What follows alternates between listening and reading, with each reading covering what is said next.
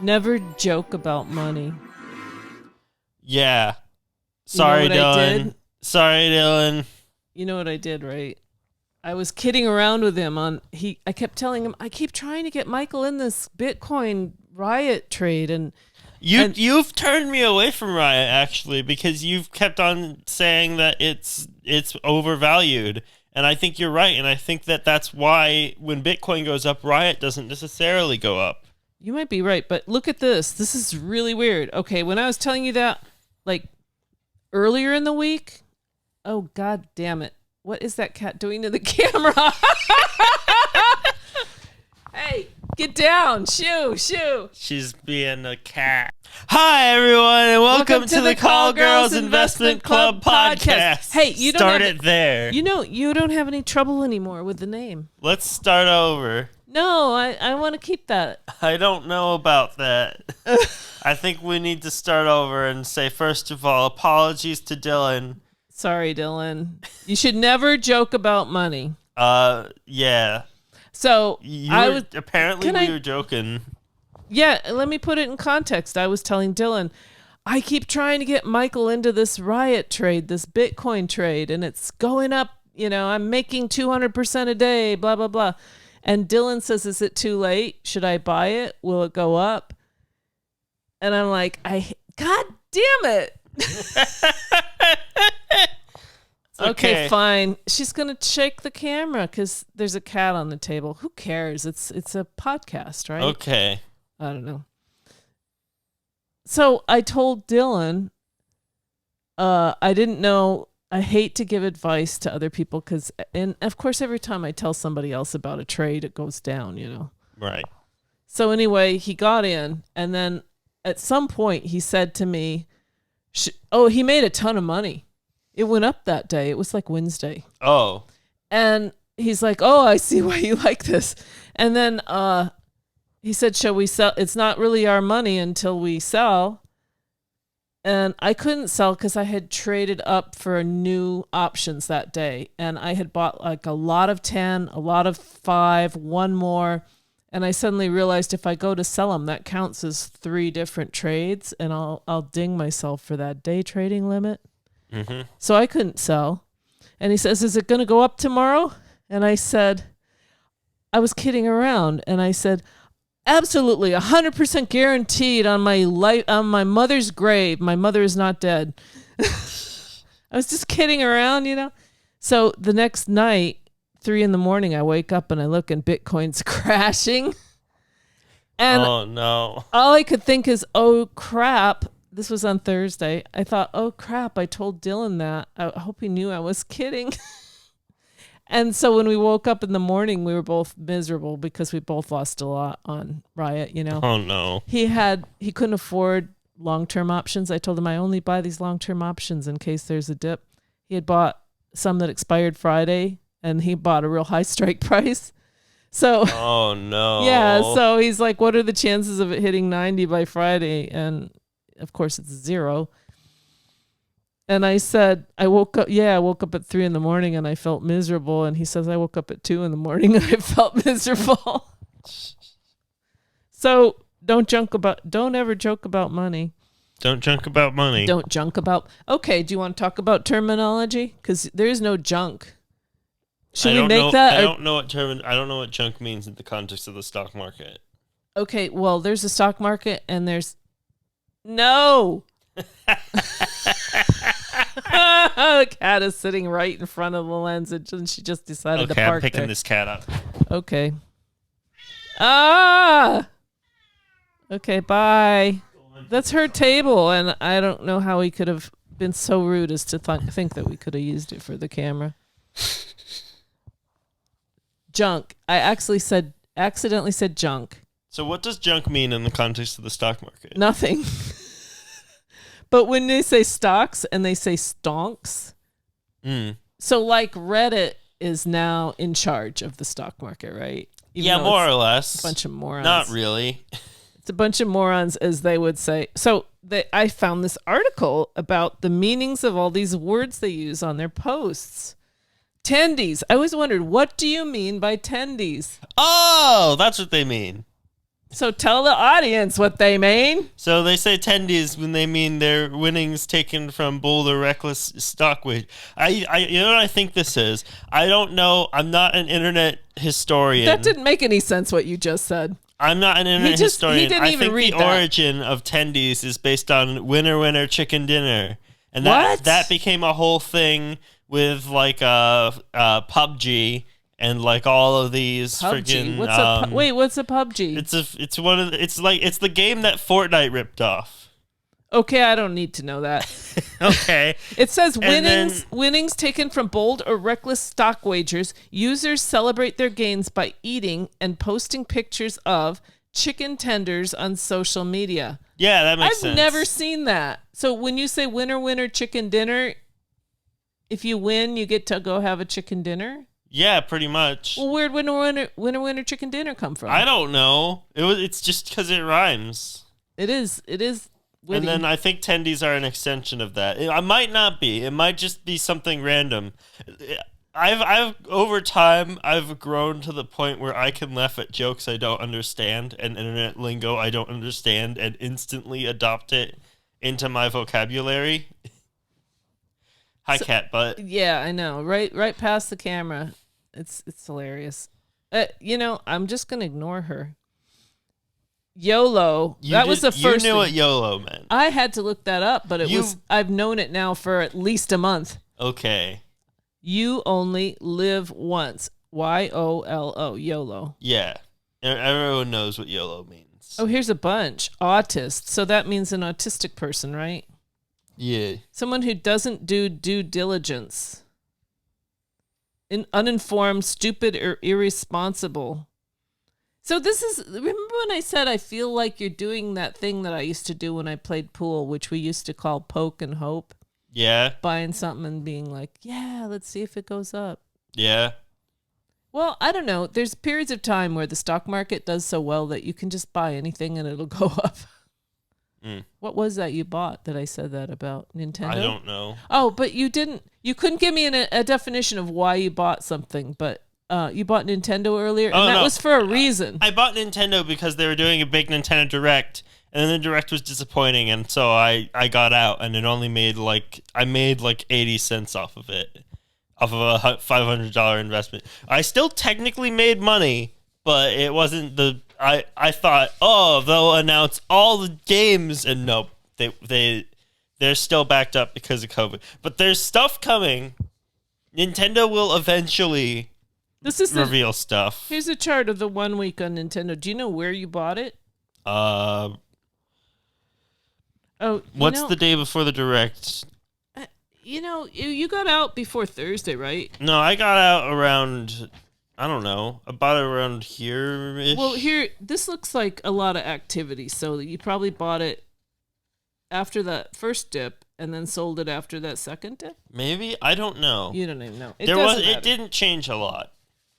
I mean, it looks like it changed a lot, but, all these charts, all they have to do is change the y-axis to be wider or whatever.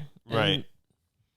So then I bought Corsair, because here's the thing about Corsair is... Yeah, absolutely. The entire time I lost money, the entire reason I lost money is because I got off of the Corsair trend. And here's the thing about Corsair is that I've been onto this for weeks now. Corsair is following a pattern, and I think my prediction is it's going to follow this pattern until it hits the all-time high, which is that spike right there. Yeah, this is a chart of the 6 month. So here's the 6th month. On November 20, around the point between November and December. No, wait, is that really November?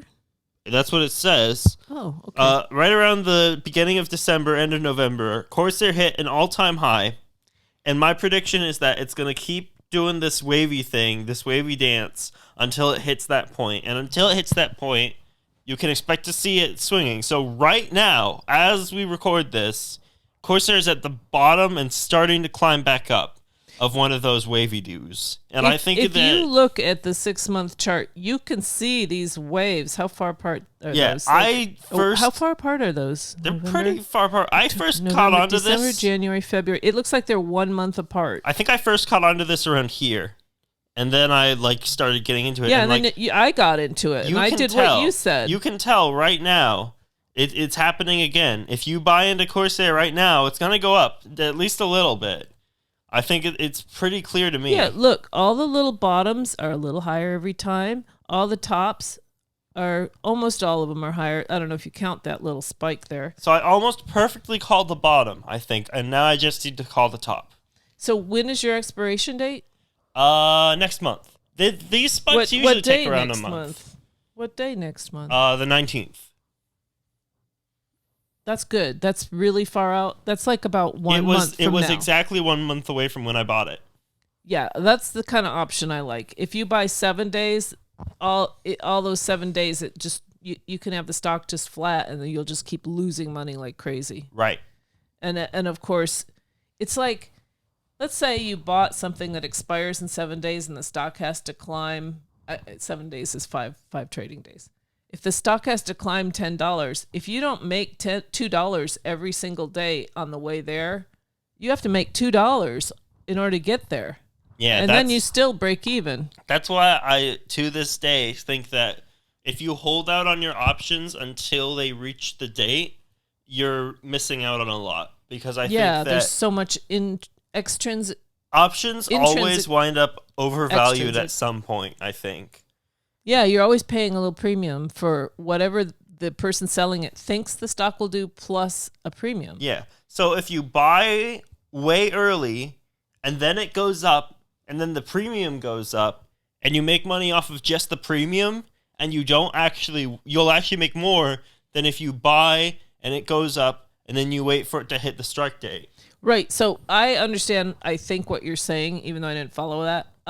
Because what you were saying is you feel like when stocks are going up, their premium is bigger. When they're going down, their premium is less. Yeah, and that premium will gradually, if the premium is currently high, it'll decrease. If the premium is low, it'll increase, like until the point where it reaches the actual value that the option is worth.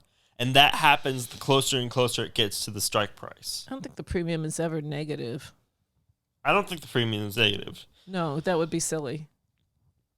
No, but it'll always... I'm not saying it's negative. I'm saying lower than the actual value of the stock, which I don't think it happens either. Like lower than the value of the option. You know, our podcast visuals are just going to be so bad. That cat. I'm going to pick her up again. I am such a cat person. Oh, watch out. Here goes the camera. I told you the camera's going oh, God, the camera. Are we still in focus? Probably not. Here, hold on. Let me turn this. Focus on Michael. I don't know. Okay. You know, I'm a cat. Okay, so this is a stock trading show, and I have a parrot squawking and a bunch of cats walking through the frame. But guess what? The whole point of trading stocks is so you can have your life, in my opinion. That's a good opinion, I think. Back in the olden days, when I used to have another person living with us, and that person was into trading stocks, they had like a array of computer screens and would sit there and stare at all the screens. I don't want to be a slave to a bunch of computer screens. I already am a slave to a bunch of computer screens. Oh, but that's different. You're in... Yeah, okay. Well, you want to trade stocks so you can be a slave to a bunch of computer screens. That's me. Hey, by the way, okay, so, you know, talking about computer screens, I am also a slave to computer screens. I'm writing a script and I keep doing this thing called the machine. Yeah. Here, let me show you the machine. What's the machine say? So I did do Corsair for you, and I sent it by... Come here, machine. I still think that for Corsair, it's going to show weird results. Yeah, it did. So let me go to Corsair. This is so great. I love it. I just decided... Okay, so I gave away pretty much what it is. I do the exponential moving average, which is basically making an average that weights the most recent thing more. Right. And I did them for different time frames, and then I compared the different time frames, and I created a formula to make values that compare. and I made a chart of those, and that's what the machine is. So these are the three for Corsair. You don't need it though, because you saw this pattern going up, down, up, down, up, down. This is the real Corsair. Mm-hmm. This is a very exaggerated version of the 5-day EMA to the 20. But like you said, when you compare the 20 to the 50, this is kind of useless because it's so little data and I'm not sure what it's saying, you know? Right. You can't really compare it to previous times on the chart. So what I'm doing is every stock kind of behaves differently. So I'm looking, okay, this 5 to 20 line is making a pattern and it does coincide, and I'll like actually highlight and I'll look at each point on here and compare to where that is. And I feel like on one of the charts I was looking at, the 5-day, you'd think that the averages would lag behind reality, but on a lot of them, the averages kind of peak and start tapering off before a crash, especially with volume. Right. So then I just did all these charts for you. Did you look at them? You don't really need to because it's just doing this. But here, look at this. Here's the 50-day exponential moving average for Corsair. It's just like meaningless. It's just, what does that tell you? Nothing. Yeah. Oh, I was going to do more. Oh, here's some more down here. The 5-day compared to the 10-day. The 5-day compared to they all say the same thing. It's going up and then it's going down. Yeah. But I'm a little concerned because I hesitate to even say this, but Bitcoin, I don't know. Was it Bitcoin? My gut and my knowledge tells me Bitcoin's going to keep going up, but here the volume's dropping way down. I think it's odd. I think if the volume is dropping, it might be a good idea to just back off for a second. I feel like backing off on Monday, and that's why I was hesitant to say it. I think you should back off on Monday. I was hesitant to say it, but because I don't want the word to get out and everybody else to dump it over the weekend on dump Bitcoin before I have a chance to dump Riot, which is only during market hours. I think that, well, the thing is, Mom, you have a habit of saying things and then things happen in the stock market. And I feel like on the one hand, that could be you influencing it. On the other hand, I feel like you have a very limited influence and you're just grasping onto what everyone else is thinking and like you're getting a beat on it. And I think that regardless of whether you say it or not, I think people are going to start dropping it. I think you're right. So my plan is on Monday, I think I'm going to get out. Yeah, I agree. I agree with that. And I think that you should absolutely do that and not have this be one of those things where you say you're going to do something and then you change your mind later. I told Michael in the bathroom about an hour ago that when I had done the charts last week, I don't know if I said this on air, but the Bitcoin chart said it was just going to keep going up. And the Riot chart said it was kind of cresting. And I thought, well, if Bitcoin's going up, Riot's going to go up. So I'm staying in. And of course, Bitcoin went way up and Riot went down. Yeah. I ignored it. So I got to start. I really need like a second person to help me stay honest. I agree. So the chart was actually correct. Okay, so here's the Riot chart. Actually, it kind of disappears when I navigate because it can't handle the motion. But look at this. It's like, so what happened last time it fell off? The 2 to 20 is like going down. So the last point this happened at, that's, I don't have my glasses with me, but that's 0.205 or 203. Can you help me out? Yeah, what do you need me to say? Is that on 203 right there? It says 0.203, value 7.23. So look at that. It's this little tiny lump it goes up another day and then it goes down, down, down. And here it was, well, I don't know. I think that the volume dropping is a very interesting sign, and I think that we should hold off and just be cautious, like it might be nothing, but it might be something. It's like when you hear a twig snap behind you and you got to check and see if there's a tiger there or not. You know, the problem with Bitcoin is it's constantly going up, and you look and it's like the volume goes up, the volume goes down. It just, Bitcoin keeps going up. But in the past. So to compare it to the past, it's not helpful. But let me show you something else about Bitcoin. Elon Musk tweeted like Saturday. Did you hear about this? No, I did not. Here's Elon Musk saying, Elon Musk says Bitcoin seems high after surpassing 1 trillion market cap. The thing is, Bitcoin doesn't have a value. You know, people are always like, oh, it's overvalued. Bitcoin doesn't have a value. Bitcoin just is, you know? Right. So I was looking at my phone and I saw this weird apparition. Do you see that? And that was when Elon Musk, right around the time Elon Musk's article came out, I guess, it dropped from 56 all the way down to like 52 or something and went right back up within, I guess, 5 minutes. Huh. I do have faith in it. And this is 56,000 right here. And it's already at 57 something. It's almost at 58. Yeah, it must be climbing now, but yeah, it's totally climbing, but it'll kill you overnight sometimes, 4 a.m, you know? Right. I feel it's obvious the momentum has to just keep going up in the value of Bitcoin because the interest in it is growing exponentially. People are pouring into it. The demand, it's just supply and demand. Right. And the supply cannot go up that fast to keep up with this huge snowball of demand. Right. So I think it's better to be cautious about Bitcoin right now. I think that you might be right. I think it might be maybe nearing the peak of the latest climb. I don't know. People might freak out and say, "Oh, I'm going to hold off." It's just psychology.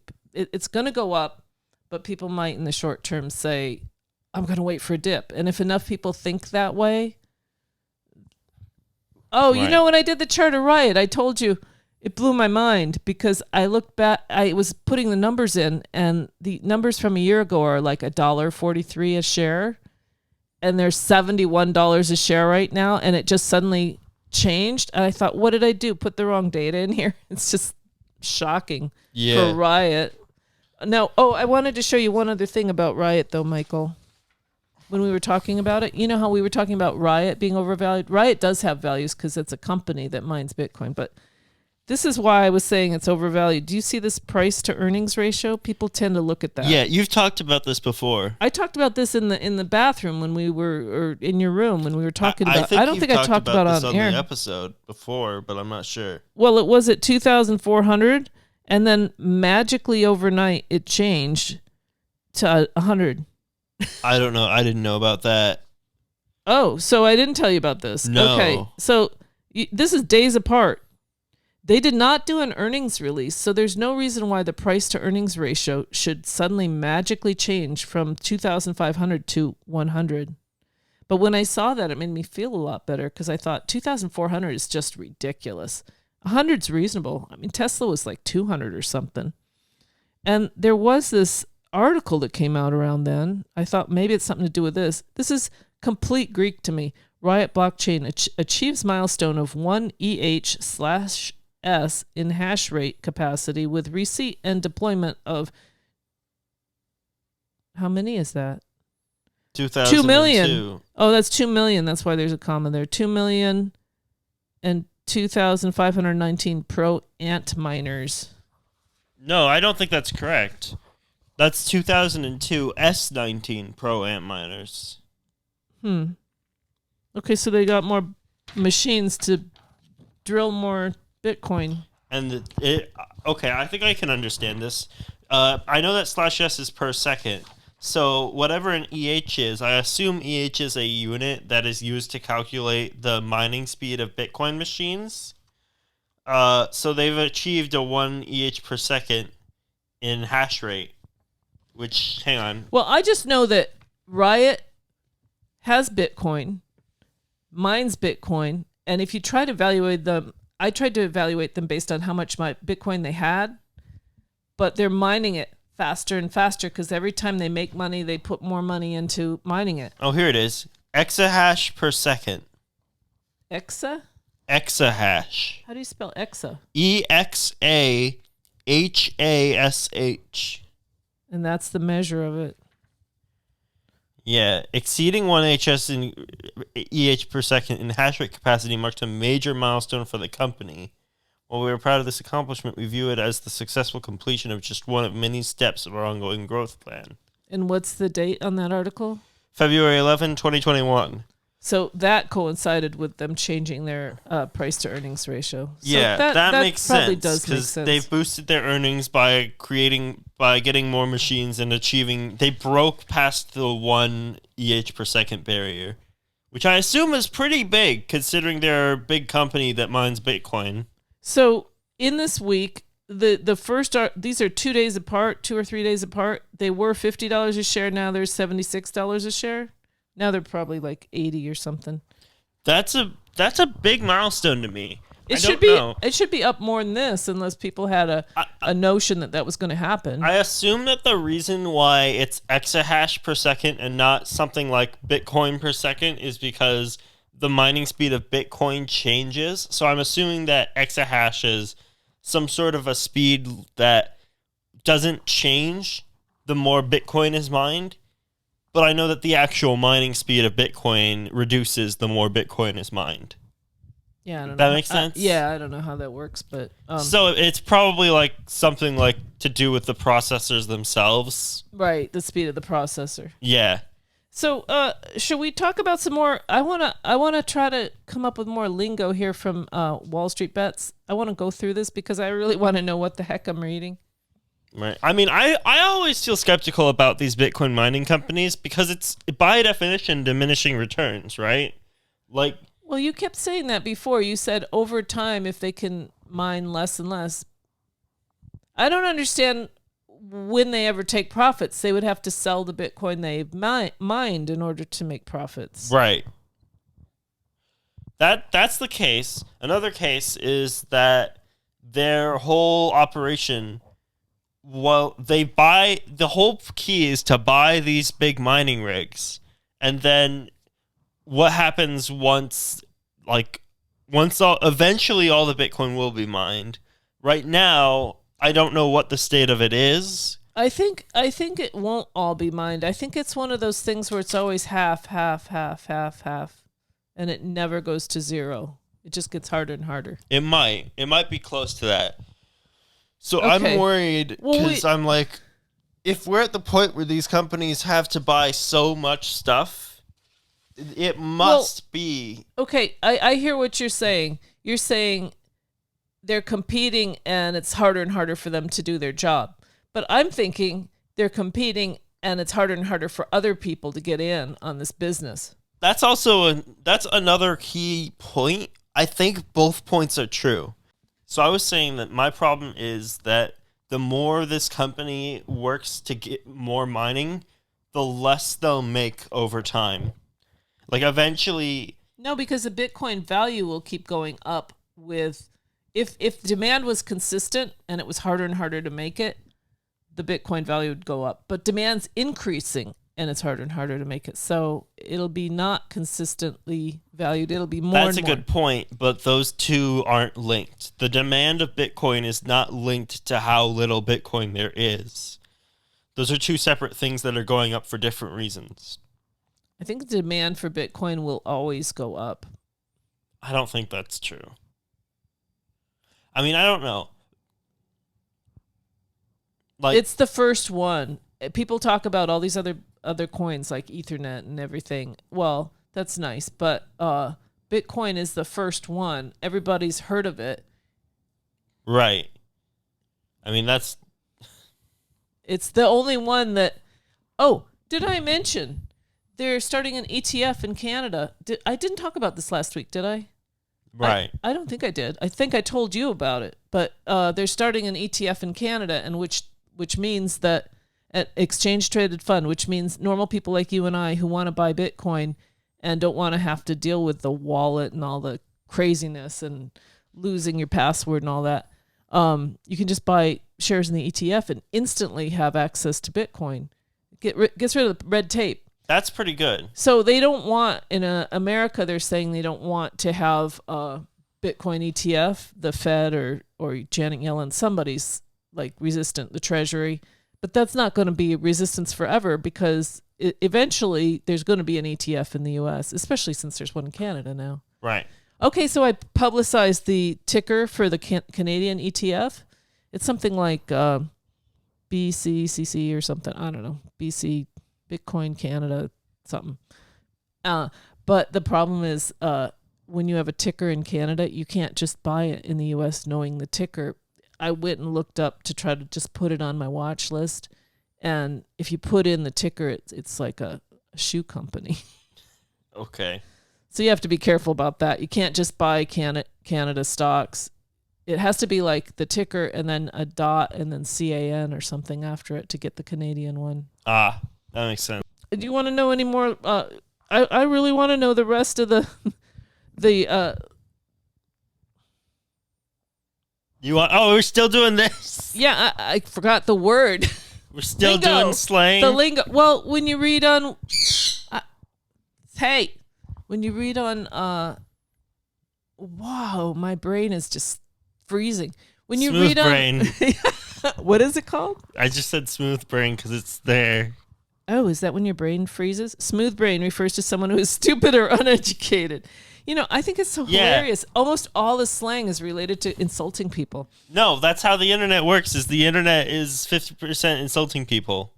Okay, so especially retard. on this one, like this subreddit in particular is pretty bad about it. Okay, retards, a slur that means pretty much what you think it means.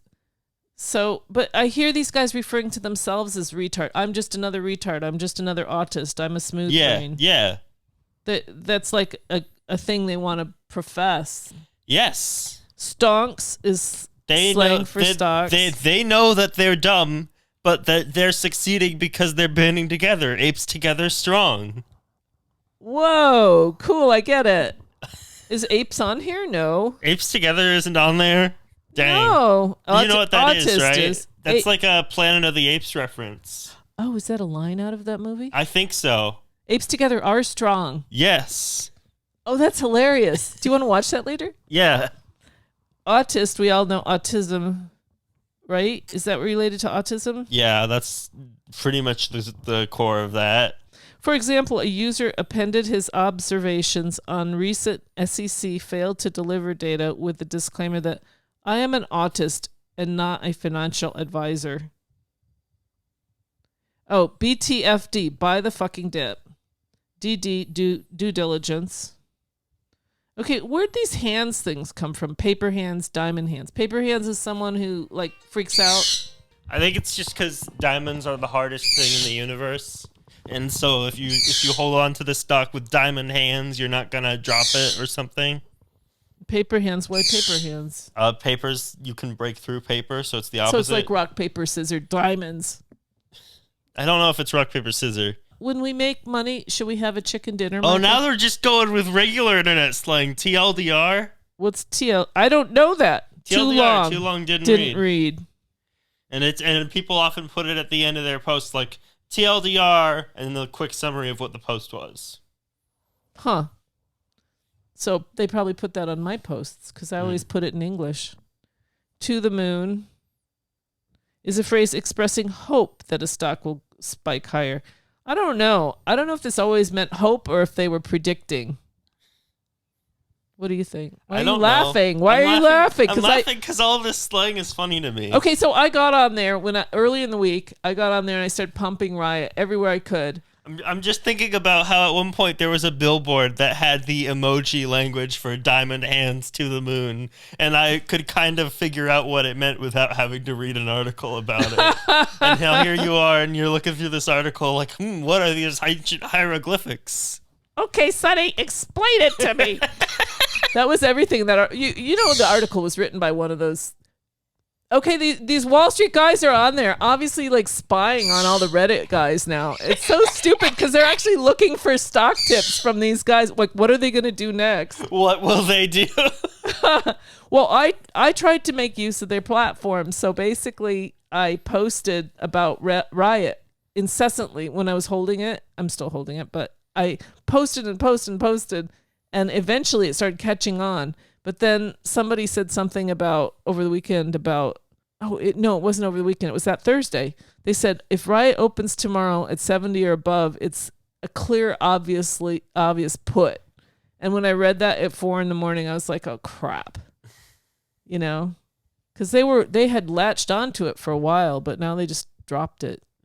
It just didn't catch on. It caught on for a day or two, and my shares went up like crazy, but then it kind of dropped. Right. I don't know. I feel like I like you said, I don't know if I'm leading them or following them or just in tune with them. Yeah, that's a good point, I think. Okay, so I don't know what I'm going to do, Michael, because I really feel like Bitcoin's going to keep going up. So I think what I'll do is just sell half. Because that way I'm in it, but yeah. Sell half. Okay, I made some money. Sell half. It's a good volumes drop and gotta play it cautious. Just tiptoe. Tiptoe on the spike pit. Okay, I got nothing else. What do you have? Corsair. Corsair to the moon. No, it's not going to the moon. Corsair just to the top of the little... Corsair, it's going to go up, then go down, and then I buy it again. Okay, so could you put ocean waves on that and post it on Reddit? Maybe. Okay, we should say goodbye. Okay, everyone, thank you for listening to our podcast. Goodbye.